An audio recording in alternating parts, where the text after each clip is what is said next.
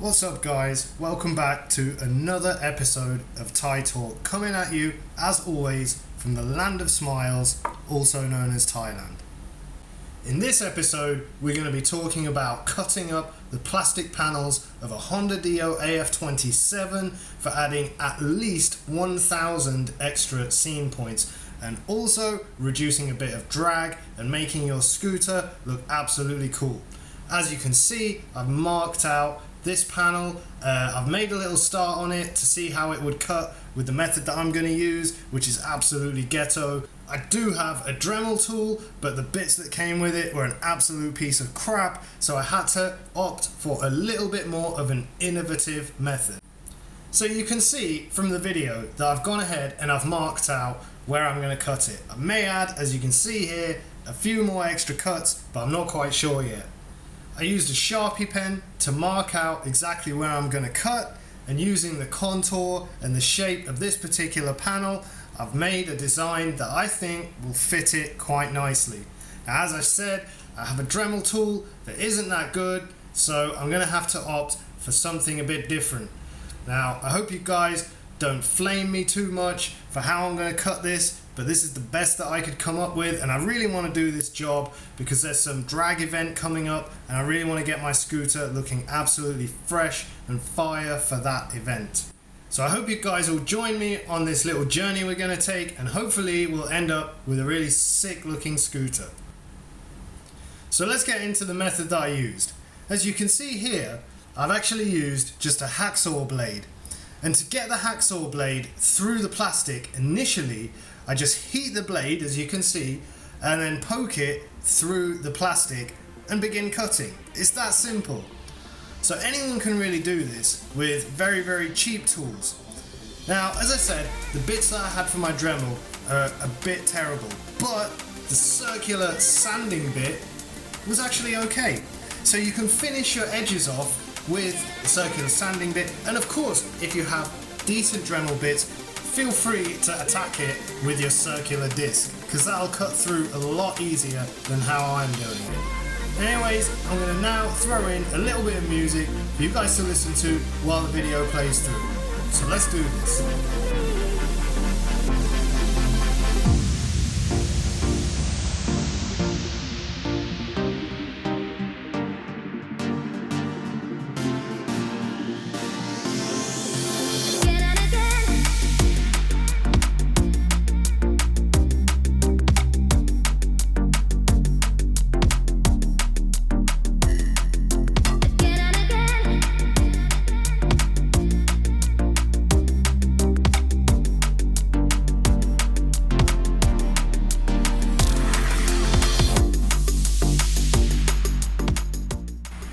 So guys, here's the finished product, or at least partially finished.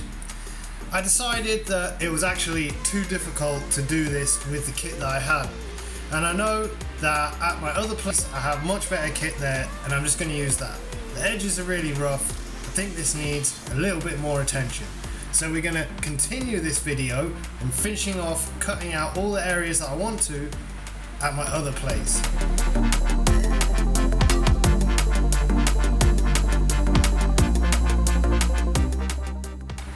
Okay guys, so here we are at the Nonthaburi residence.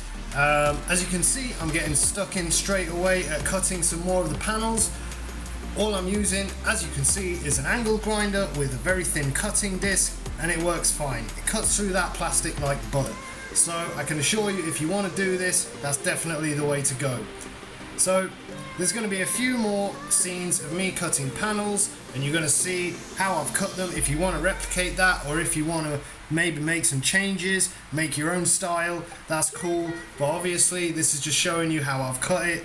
Anyways, let's get on with the show and let's get this job done.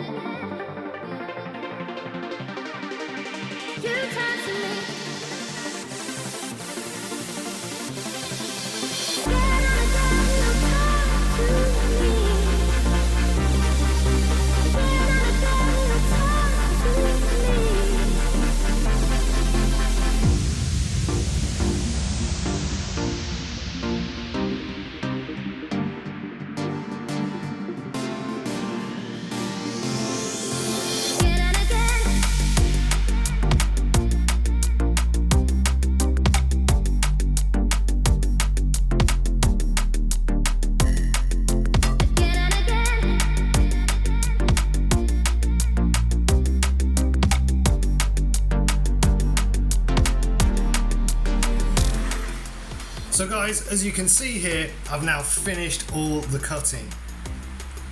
And you can also see that the paint is really not in that good a shape. So I've decided I'm going to respray all of this stuff in matte black and then use a matte lacquer to finish the paint. So let's get on and let's get that job done.